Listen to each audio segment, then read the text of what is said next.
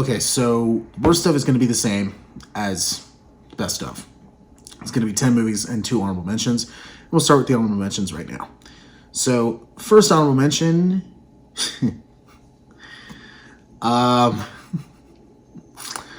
This movie didn't piss me off like a lot of the other movies did, but I do have to realize with things that they got right, they did another thing wrong.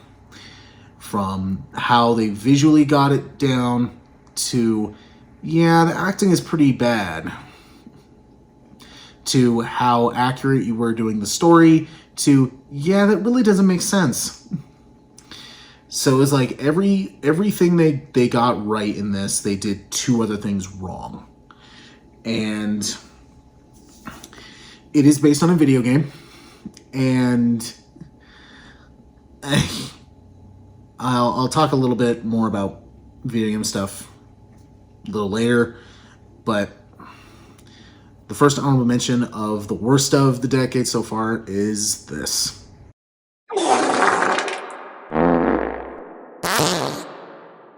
Five Nights at Freddy's.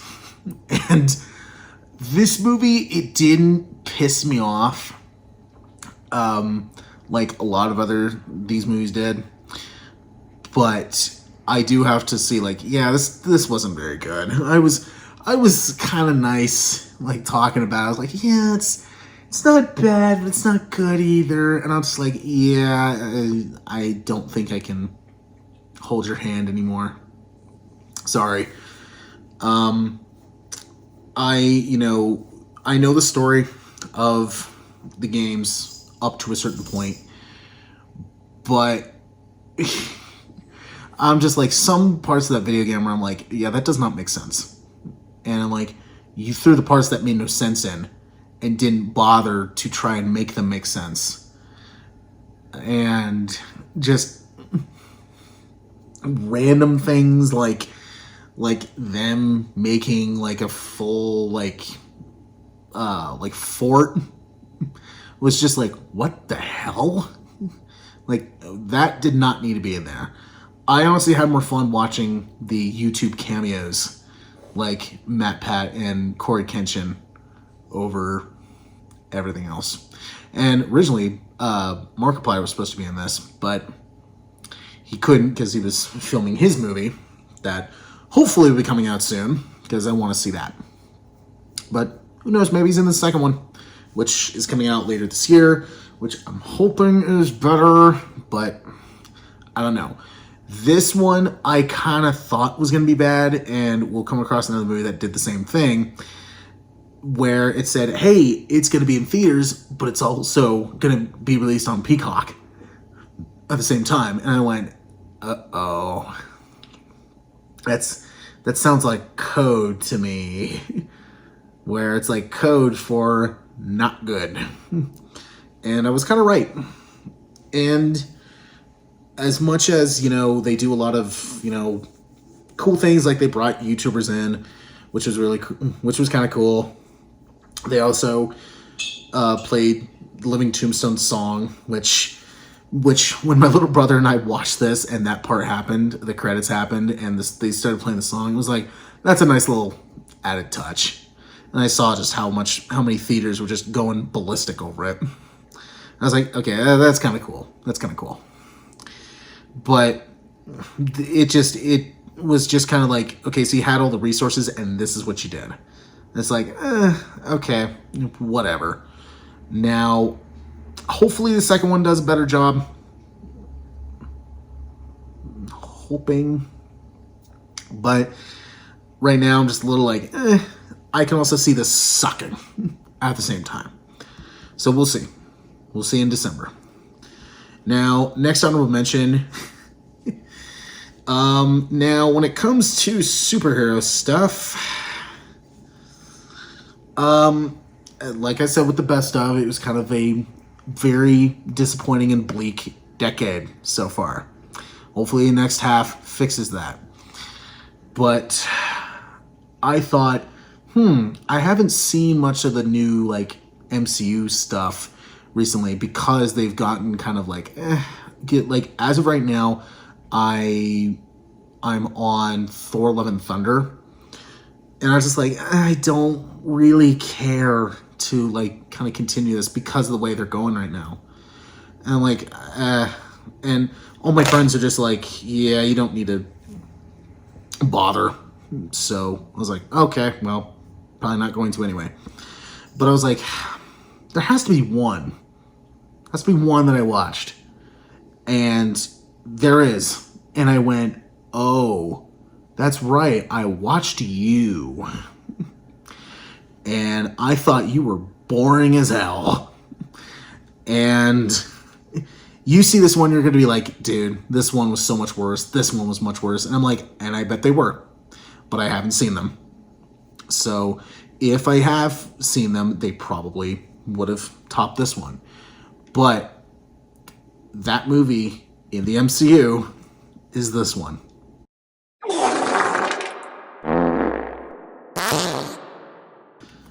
Eternals.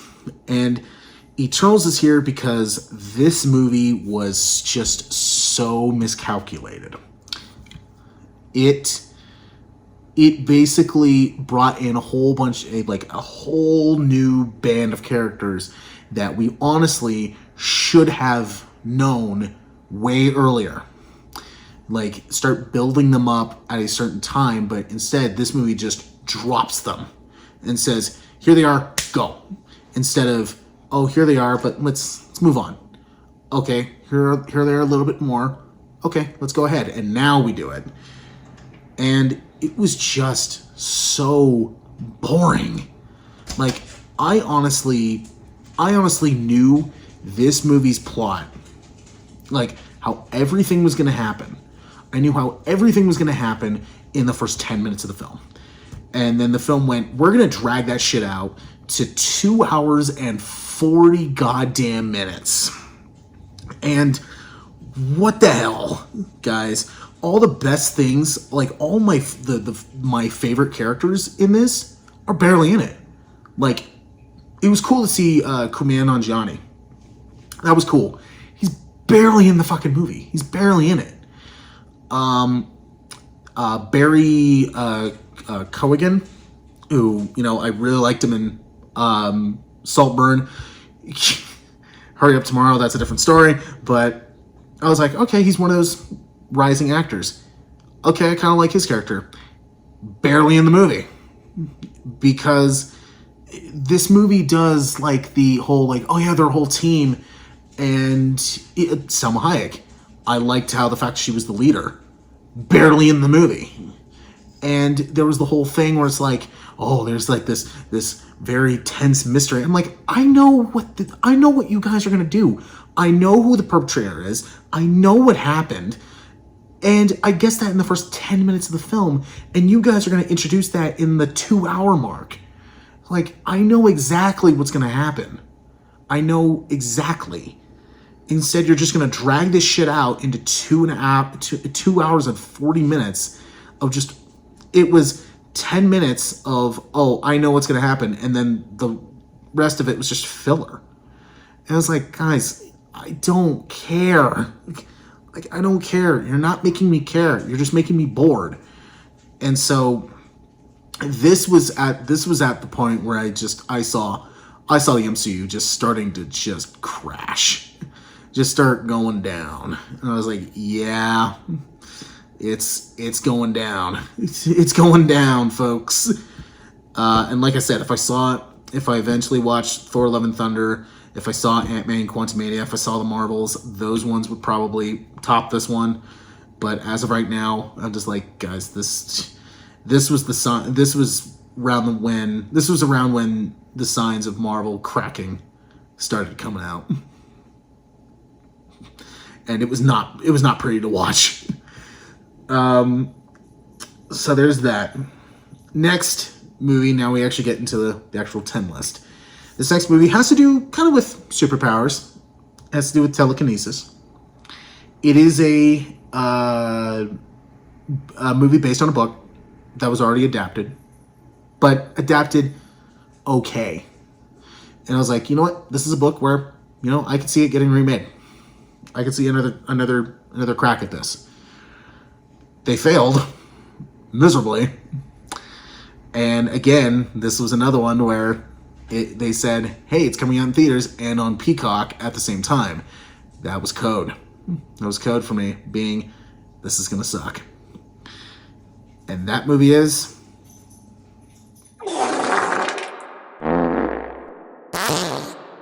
Firestarter. This... I'm pretty sure everybody forgot that this movie existed.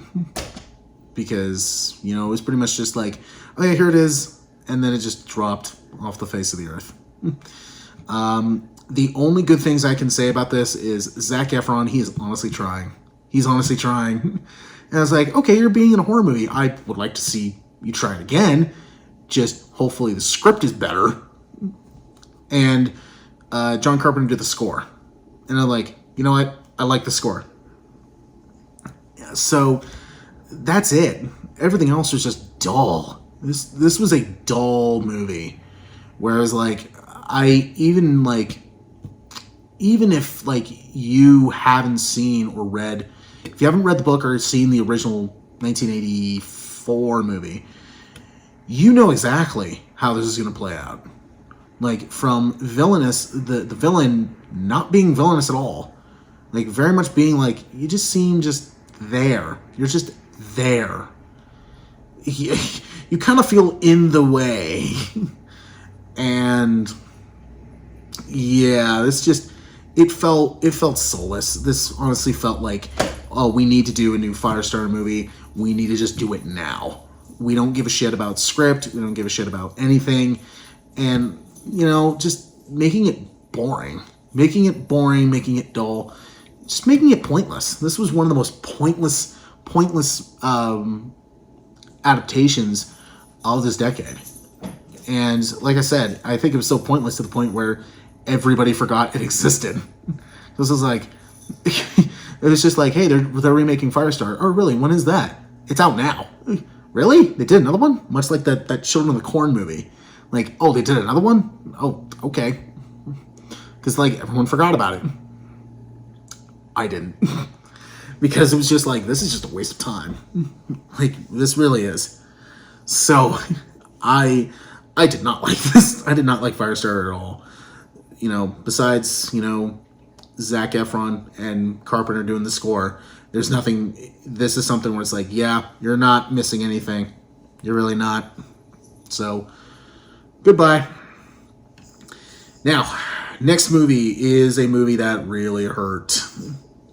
It really hurt watching. Because this was just you guys are tumbling. Movies usually they tumble in maybe hour, maybe 30 minutes in. Every minute this one was tumbling. When I was guys, you're getting lower, you're sinking lower and lower by the minute. And this is part of a series. And I honestly kind of put this as the Die Hard 5 of the series. We're just no, don't talk about it. And this is the 5th movie in the series and supposedly the last one. You can probably already guess what it is. That movie is Indiana Jones and the Dial of Destiny. Man, when it was announced that they were going to do Indiana Jones 5, but Spielberg wasn't going to come back. Instead, it was going to be James Mangold, who did, Logan, Identity, Walk the Line. I was okay, cool. Let's see it. I love Raiders and Crusade. I think Kingdom is meh. I like it until it gets to Shia LaBeouf swinging on vines with monkeys. That's when I lost it. Him hiding inside the fridge from a nuclear blast. I was just okay, that's dumb as hell, but okay, you just gotta go with it. But that right there, I was nope, you lost me. And then Temple of Doom had, them jumping out of a plane in a blow up raft. I was like, oh yeah, this movie doesn't really give a shit about realism, does it? Okay. But this was just like, I don't care for Temple of Doom. I really don't. Honestly, I like Kingdom more than Temple. I know, blasphemy, get the pitchforks and torches, but this I'm like, oh, I'd watch Temple of Doom over this one any day. This was just, what the fuck, guys? Like, seriously, what the hell was this? You took something that, honestly, Kingdom, not a great one. I'm being nice. But the way it ended was like, you know what? That was a nice cap off. That was a nice, like, okay, we're done. This is the end. Like, we're done. Like, yay, cool. And it ended nicely. This did not need to happen. And if they wanted to make it happen, they shouldn't have made it like this. At all. This was just stupid. I hated everybody. I was like, I don't care for anybody. The only people I actually kind of liked was, Harrison Ford, because he's Harrison Ford. He's still great as the character.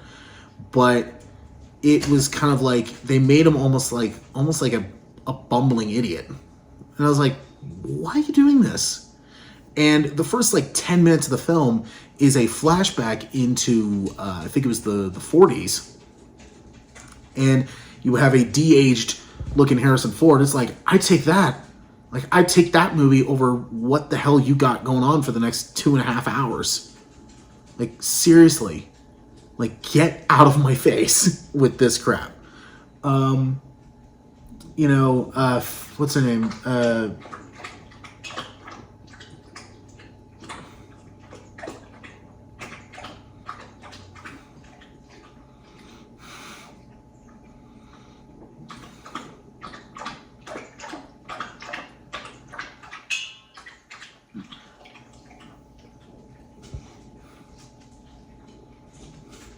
You done drinking water over there?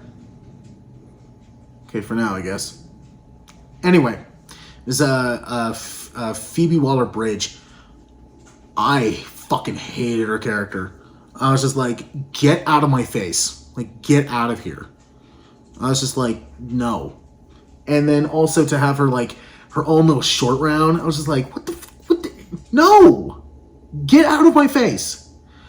And Antonio Banderas, he's barely in the movie, but I'm like, okay, I like you. Oh, never mind. You're gone. Come on. Like, really? And then the whole, them, doing the whole time travel thing, it was just like, Aliens was kind of dumb enough in the last movie, but now you're jumping the shark on this one, and I'm not gonna take that bullshit. I'm not taking this. You're force feeding me crap, and I'm spitting it out. Like, no, get out of my face. And even some of the characters they bring back, like Sala, I was like, you did not need to be here. I was like, you're awesome in Raiders and in Crusade, but you did not need to be here. And also bringing back Karen Allen was just like, you did not need to be here. You were forced into this. It wasn't like Kingdom where they actually wrote a reason for you to be back, and this was just like, no, you did not need to be back. Like, get out of here. Like, I'm sorry, I'm trying to be nice, but run. And yeah, fuck this movie. Fuck it right up the ass. Anyway, moving on. We are heading back into the superhero realm. Now that we have, just dogpiled on Marvel. Hey, DC down the street, get over here. It's time for DC's turn. And while I didn't see Black Adam, I didn't see Shazam 2, I didn't see Aquaman 2, I was like, God, there has to be one. And then I remembered, wait a minute. You, get over here. This is a sequel, and I really enjoyed the first one. In fact, I think the first one I would say is my favorite out of that DC era, that DC EU. Oh, sorry, Zack Snyder's DC EU. And this one was like, oh wow, that was really good. And then this one came around and just made you feel stupid. That movie is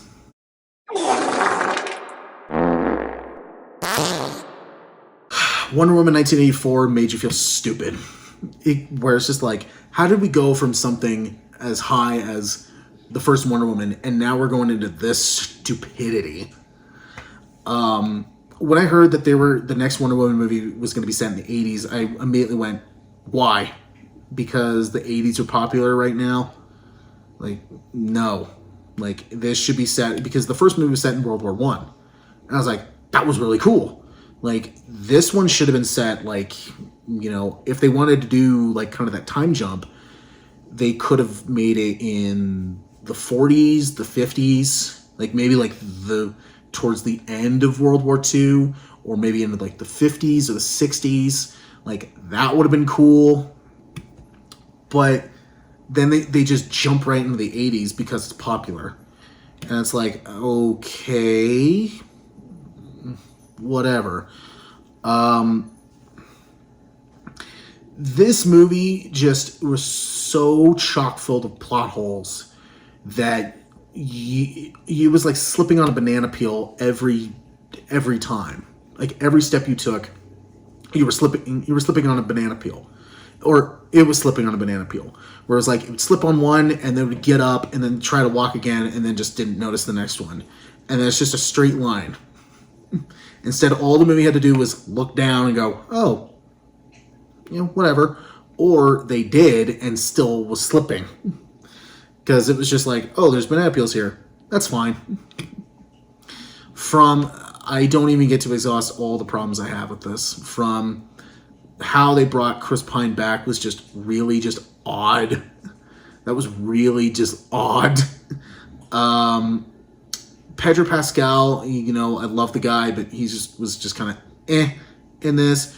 I remember a whole bunch of people getting, like, you know, ballistic over Kristen Wiig in the movie. And I'm just like, honestly, you know, she was trying, but it sucked. I'm sorry. Gal Gadot, I'm honestly just getting to that point where I'm like, I just don't think he can act. Like, sorry, I don't think you can, which sucks. And, you know, the invisible jet part was just like, you could have mentioned this earlier, or in this movie been like, yeah, I've been practicing, but I still don't know it all. And they try, but they don't do it. Instead, they just go, oh yeah, that's right, she needs an invisible jet. Do it. Just do it. And I'm like, what is this? What is this? And it made you feel stupid. It made you feel stupid watching it. And then for everything that they were saying, they then throw oh, you just don't understand. You just don't get it. You know? It's like, get out of my face. Get out of here. All right. Next movie, we are taking a break from superhero stuff. We may be reaching that a little later. Hero, you know, whatever. And instead, we're diving into a horror movie. Now, this movie, like the FNAF movie, I was kind of holding its hand for a little bit, and then I thought about it later and went, yeah, okay, I can't anymore. I can't hold your hand. I'm sorry, I gotta have to throw you to the sharks. I was holding her hand, and then we got to the shark tank, and I just went, just pushed you. So, next movie.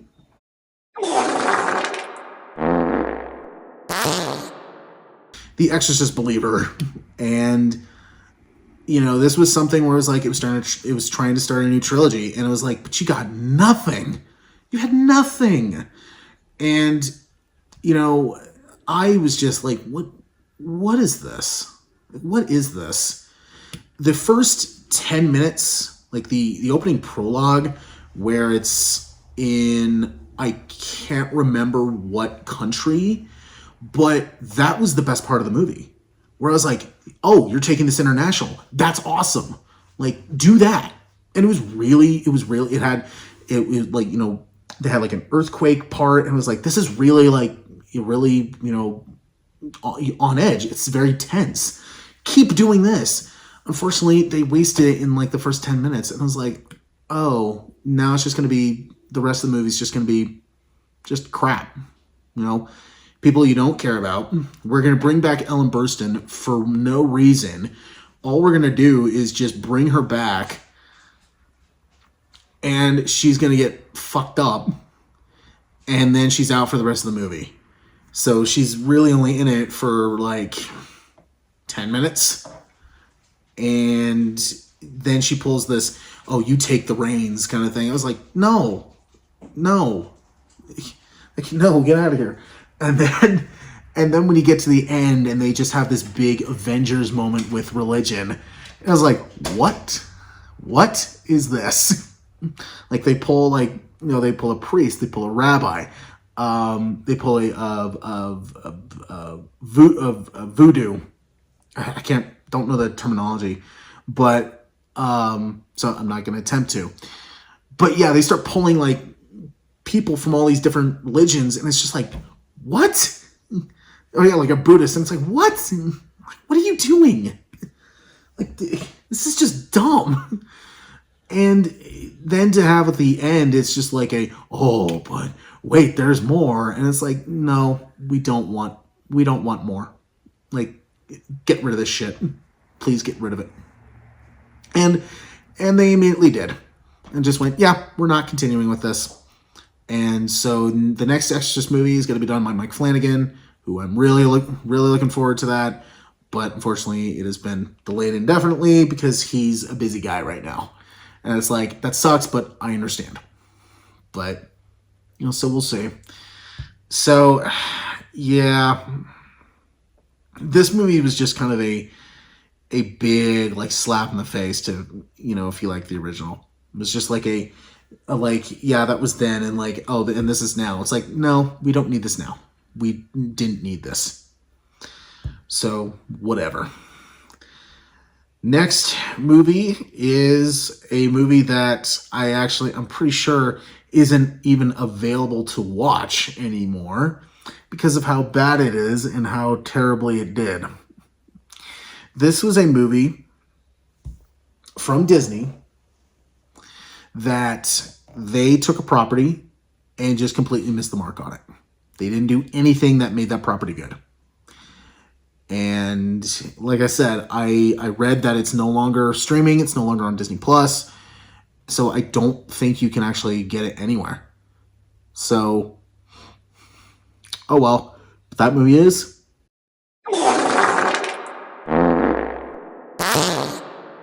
Artemis Fowl. Now, I don't know really anything about the Artemis Fowl book series, but somebody told me about it, and it's pretty much like if, a little like Lex Luthor or a little Hans Gruber. That's Artemis Fowl in a nutshell. And I'm like, okay, that's kind of cool. This says, you know what, we're not going to do that. Yeah, he's a brat, but he's good at heart. And we're going to throw this like Harry Potter aspect to it just because, like, let's just do that. And it was like, no, get out of here. From, Colin Farrell being in it for like 5 minutes. They even said like he only filmed for like 2 days. Judi Dench being a fairy that sounds like she smoked 20 packs a week. To Josh Gad being a almost looking like a homeless person. but he's like a mutant where he can like he can like pull his jaw like he's almost like a Army of Darkness or like a Smile kind of thing going on. And it's like, what is this? And I was like, I don't understand this. I don't understand what you're doing. This movie, it was just so random. Let's do this. Let's do that. Let's do this. Let's do that. But that doesn't fit. Fuck it. Who cares? And I was like, no, this doesn't work, guys. This just does not work at all. And, you know, I know a bunch of people said like they would like to see another crack at this, but not by Disney. You know, it felt like something like A Wrinkle in Time from Disney, where it was like you're trying to cram like all this like with the difference between this and something like Wrinkle in Time was a book that's like this is almost unfilmable. Like, I don't know if you could do this. And Disney tried and it didn't work. And then the movie just went the movie that went to theaters was like, what the hell? Like, doesn't work, guys. Because what are you doing? This was just kind of like, we're just going to take this and not do anything good about it. And just basically shit all over it. And that's the worst thing that a adaptation can make, is not make it faithful. And this did it. So it was just a bad movie on its own, but, you know, as an adaptation, it failed. So that's why it's here.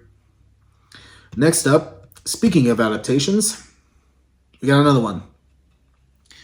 Now, this movie is just kind of a movie version of the book has been done before. In fact, it's been done a couple of times. Every time it sucks. But this decade said, hey, let's try it again, but actually make it from the time period. Okay, cool.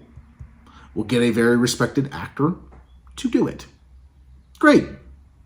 They're executive producing it. They want to do this. Okay, let's do it.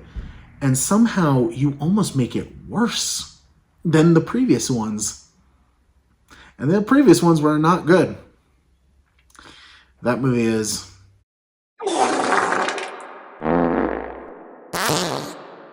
Dolittle. It seems like this is like, you know, it keeps getting worse over time. You know, with every new incarnation, it just gets worse. Because I've not seen the original with Rex Harrison, but I have seen the Eddie Murphy one. I'm just like, no, this is stupid. Don't like it. Get out of here. This one says, hey, let's take it back into the Victorian era, which is where the book takes place. And we're going to get Robert Downey Jr. to be Dr. Dolittle. Cool. Now we're going to get a huge cast that are going to voice these animals, from like Kumail Nanjiani to Selena Gomez to John Cena to Emma Thompson to Tom Holland to like Ralph Fiennes. And we're not going to give them anything good. We're just going to tell them, hey, John Cena, you're going to be a polar bear that just says bro a lot. You know, Tom Holland, you're going to be a doctor dog with glasses on. You know, you're going to be this. You're just going to be this. And it's like, I'm not a fan of these talking, you know, animal movies, because they're not funny. They don't have anything clever to say. And it's just like, get out of here. Get out of my face. So this was like a get out of my face. And the fact that Robert Downey Jr. Tony Stark had to get killed for this movie to happen. And it's like, yeah, no. Well, now that he's back in the MCU as Dr. Victor Von Doom, you know, we'll see what happens. Because I was one of the few that went, no, I don't think that's good. Not him playing the character, but just them bringing him back. Because it was just like, you guys are just going backwards. You're going to stuff that worked. And that's great, but, you're just saying like, hey, we're just bringing this back because, we got nothing else to do. So, whatever. From the dialogue in this to the end, where they just said, hey, we're just going to throw a dragon in here, but we're not going to have a fight. Instead, the dragon can't fight because the dragon has a stomach problem. So what do we do? Well, we have a doctor here who decides to give this dragon almost like a prostate exam. And it legitimately has like a long and stretched out fart joke. And I was just like, yeah, this movie needs to just go away. Like, get out of here, please. Get the hell out of here. Story makes no sense. Hated pretty much everybody in it. And the fact that it was a little over 2 hours long was just like, this needed to be like an hour and a half. This did not need to have to be 2 hours. This did not have to be 2 hours. It's like, no, go away. All right, next up, we're heading back into, I guess, superhero realm. I wouldn't really call it superhero, but you know what? Whatever. The studio does. And this one, it's kind of like of course this will be here. But I had so much fun watching this movie that I actually bought it. I legitimately did. If you have not seen my update 4K video, I actually did talk about it because I actually have it. I own it. That movie is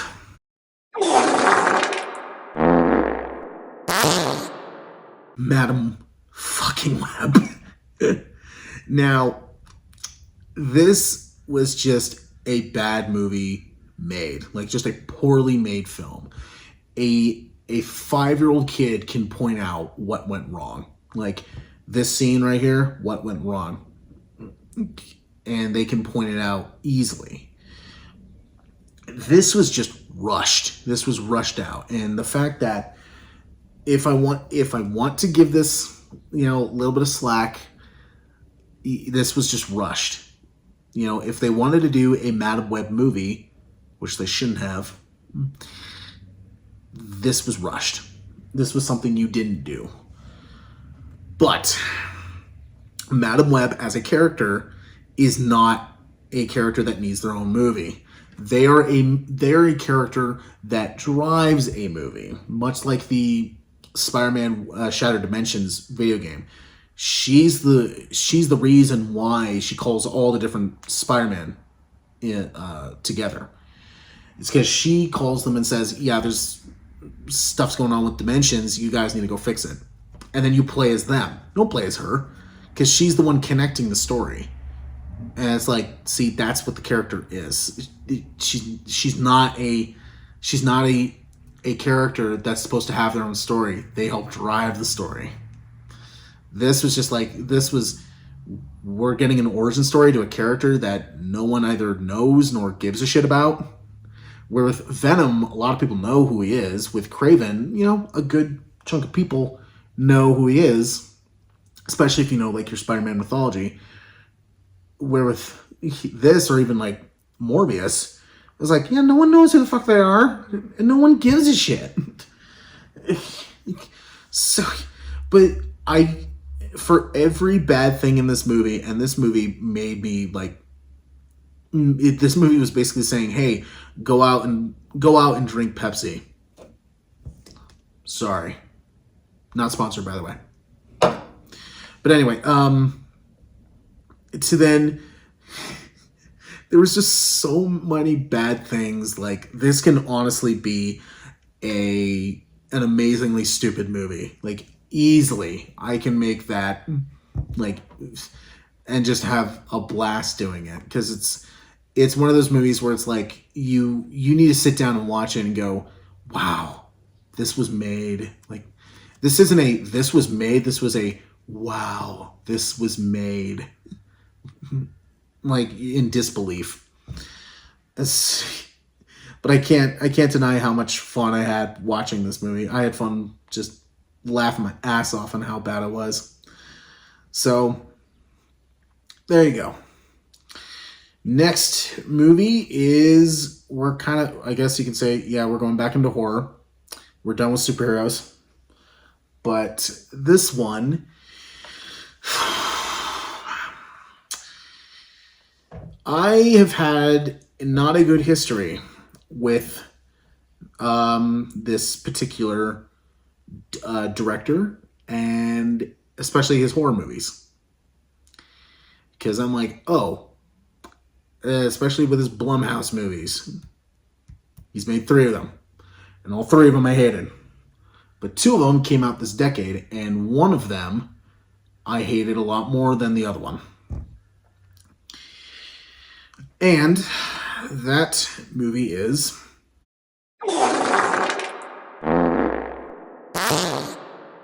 Fantasy Island. Now, I hated Truth or Dare. I really hated Truth or Dare. I hated Imaginary, but this one, I'd rather watch those other ones than this one. Because Truth or Dare was just a movie that just, its plot was just like, yeah, you got nothing. You're literally making a horror movie about a game, like a demon that like haunts this game, and everybody like turns into like a Snapchat filter. It's like, no, fuck off. Imaginary was like, okay, you're taking the imaginary friend concept, but how are they imaginary if they're right there and everybody sees them? Like, it's literally a stuffed bear and everybody sees it. And then a third act that just says, hey, we're just going to be amalgamation of stuff like Beetlejuice and Labyrinth and not give a fuck. But Fantasy Island says, hey, we're going to take the original I think it was 80s TV show with Ricardo Montalban, and we are going to make a horror movie version of that. And it's like, okay, you're taking something that, is, it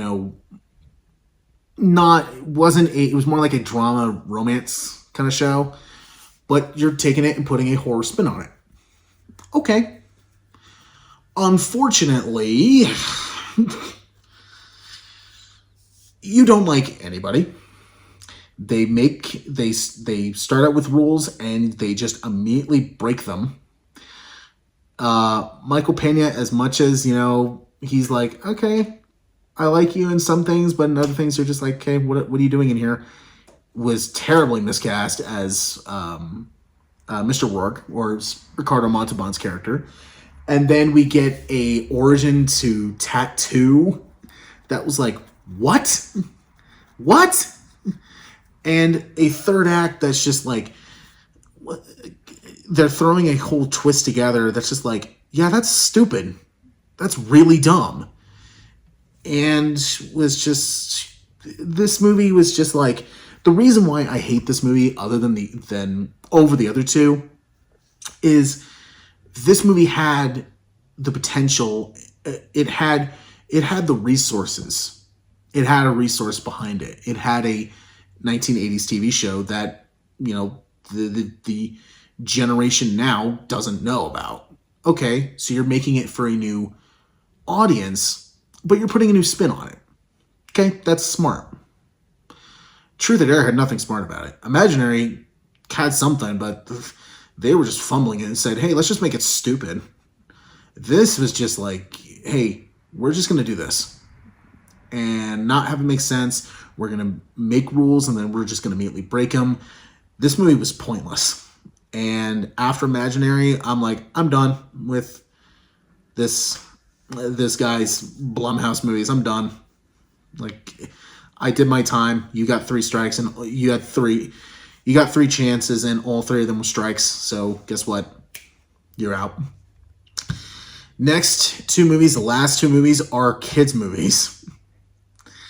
And if you know me, you probably know exactly which ones they are because they pissed me the fuck off. But this first one was more recent, while the other one was a couple years ago. But starting out with the most recent. They both are in the category of two movies that are kids movies that miss the point, are based on something that its simplicity is what made it good, and made it just so dumb with its execution. But the first one, the most recent one, is this.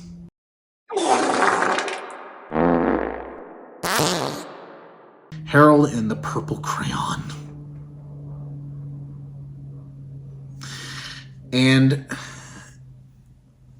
I heard that this movie sucked, but I watched it anyway. And my God, I hate myself. There's sometimes in my life after I watch movies where I'm just like, what am I doing? Like, what am I doing with my life? Seriously, what the hell am I doing? This was one of them. Its simplicity of the original book is what made it. It's what made it enjoyable. It made it memorable, and it made it fun.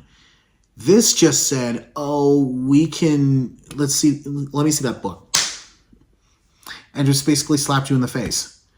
And it was just so incredibly stupid.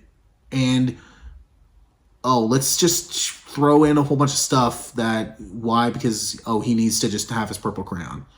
If you truly wanted to make a movie on Harold and the Purple Crayon, make him a fucking kid. Don't make him a 40-year-old goddamn man.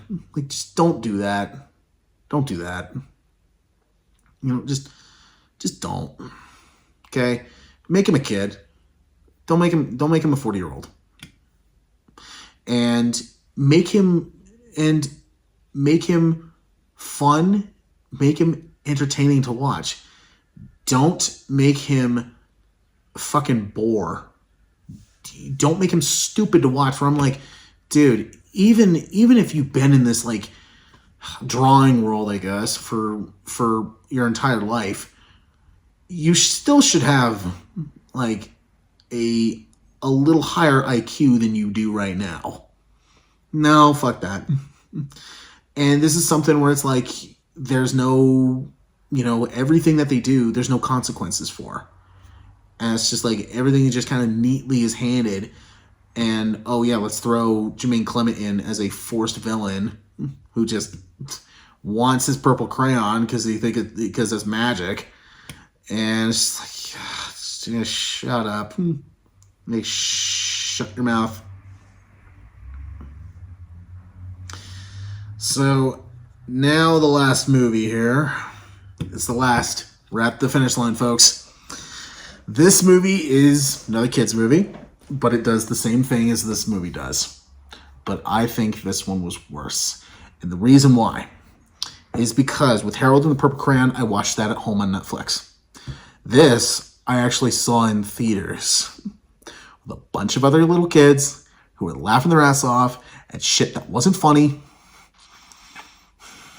And every time they laughed, I sighed.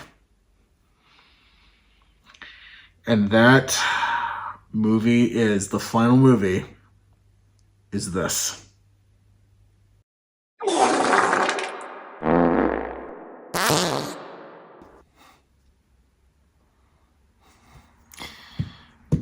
Fucking Tom and Jerry movie. And this is higher than Harold and the Purple Crayon, because I actually saw this in theaters. Where with Harold and the Purple Crayon, I watched that on Netflix. This I actually went to the theater. And it was surrounded by a bunch of 5 and 6-year-olds who just were laughing their asses off at everything that was not funny. Like, for an example, there was a I guess a bit or joke they were doing where you had Colin Jost. He bought a he buys an aux board with Wi-Fi attached to it, And his soon-to-be wife says, "Oh, why'd you buy that? Why'd you buy a hoverboard with Wi-Fi?" And I swear to God, he says, "Why the fi not?" And I literally slapped my forehead. Like, I did it. Like, I try to be, respectful. I don't, like, if I'm watching a bad movie, I don't go like out loud. I could not resist. I just went like out loud. And what made it worse is that all these 5 and 6-year-old kids who I'm surrounded by are just laughing their fucking asses off. And I'm like, that's not funny. Well, I didn't scream it, but yeah. And I saw it with my little brother, who was just kind of like looking at me the whole time, just kind of laughing at me, losing my shit. And then after, when the movie was over, we get home and some family of mine say like, "Oh, how was the movie?" And my little brother just went, "I liked it. He hated it." And I gave him all the reasons. Like, it does the same things like this movie does, like Smurfs does, which fucking hate that movie. And then my family was just like, "But it's a kid's movie." And I just went, "What did you just say?" Like, I literally almost chucked a pillow at him. Like, I was just like, "Don't you ever say that." Like, don't you ever say that. Like, it's just a kid's movie. Fuck that shit. This was money. This was the studio going, "Hey, let's do a Tom and Jerry movie for no reason, and because we want to milk some money out of those little kids." It's just, come on. This was pointless. It had no reason to exist. And like I said, I think this was worse because I actually saw it in theaters and there was a bunch of other kids around me that were just laughing their asses off. And I was just like, ugh. I was more miserable watching this than Harold. But was it the worst movie of the decade? It was definitely one of the worst experiences. I'll give it that. But worst movie of the decade, I have no idea. Because there were so many other ones that I was just like, I hated that. But this is definitely one of the top ones. If I had to rank these things, Harold and Purple Crayon and this and Fantasy Island were definitely the ones that were just like, you guys pissed me off the top. But yeah, so there it is. That is the best and worst of the decade so far. I know this is super long. I knew it was going to be long from the start. That's why I was kind of pushing it off. But we're halfway through the decade, so I was like, okay, let's just get it done. Let's just do it. So thank you very much. And maybe if I'm still doing this in 2030, maybe I'll do another one. Like, maybe do the second half, or maybe do like the full decade. I don't know, but this was fun to look back at, despite, some of these, I was just like, yeah, I got PTSD from that. It was still fun to like look back because I'm like, yeah, I remember I saw that and I remember talking about it. And, the fact that I've been doing this on YouTube for a little more than 3 years, it's just crazy to me. And I've been reviewing stuff longer than that. So, for maybe like 4 or 5 years. So it's been a crazy, crazy ride, and it's just been fun. So this was fun to do, despite the worst of, bringing out the worst of me. But this was still fun. I still enjoyed doing this. So thank you very much for watching. Thank you for, if you've been watching me since the beginning, thank you very much. I like to do like more like list stuff and just figuring it out, but thank you so much for watching, and see you next time.